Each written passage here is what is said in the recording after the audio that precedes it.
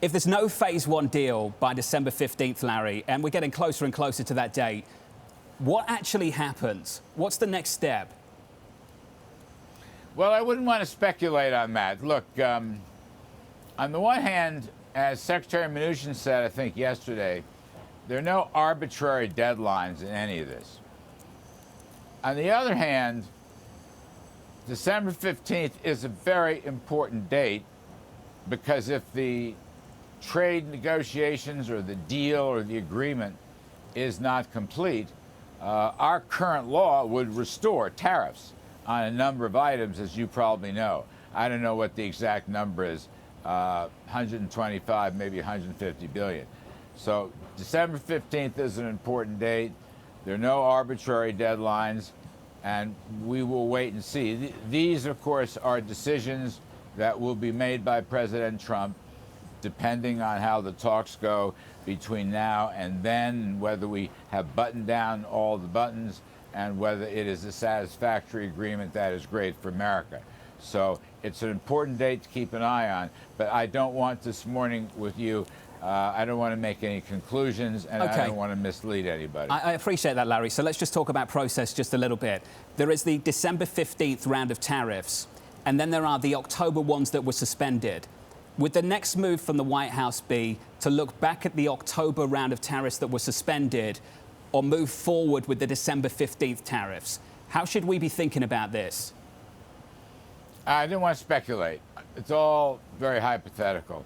I was kind of hoping you were going to grill me on USMCA and how... I was going to work through China first and then get to USMCA last, Larry. So let's finish with China just a little bit. It's not speculating, is it? USMCA is worth a lot on GDP. I'm sorry, go ahead, It's not speculating, though, is it, Larry, to try and get an understanding of where the priority is? Do we look back to October, or is that done with? Or do we go forward as a next step to go forward with the December 15th round of tariffs?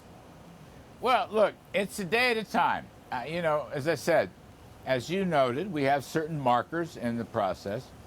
I mean, we had an APEC marker, but unfortunately, all that got canceled a couple of weeks ago. So now we have a December 15th marker.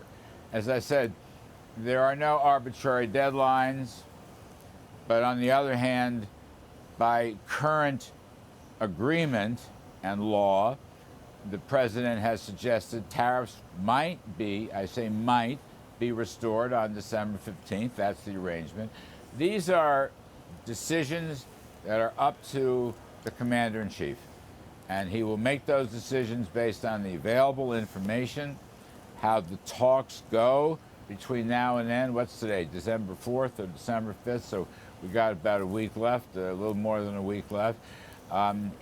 President Xi on the other side will go through the same process. So one of the things I've learned, and you and I have been working together on this now for well over a year, it's very hard to make predictions. Very hard to make predictions. I don't expect you to make predictions today, Larry. Just a little bit of insight and some clarity into the discussions that you are a part of with the President of the United States. We want to understand, my audience as well, the minimum condition that China needs to meet from the US side to avoid that December 15th round of tariffs. If it's not a deal, what is the minimum condition of success, so to speak, to avoid that? I don't think that Mr. Lighthizer, Ambassador Lighthizer, has ever suggested a quote, minimum condition. We have a discussion of a package that we call Phase 1, agriculture access, agriculture purchases, intellectual property theft, forced transfer of technology, various tariff and non-tariff barriers, ownership, financial services, currency manipulation. So I probably left stuff out, but that's the package that's being discussed. There are big chapters in these big documents, as I think you know. So I do not want to single one out. There is no certain condition. We will work towards Phase 1, and then what is left to be done over time would spill over into Phase 2. I think it was a very sensible approach. It reflected a change in President Trump's thinking, that he was willing to do this in pieces, sequentially, if you will.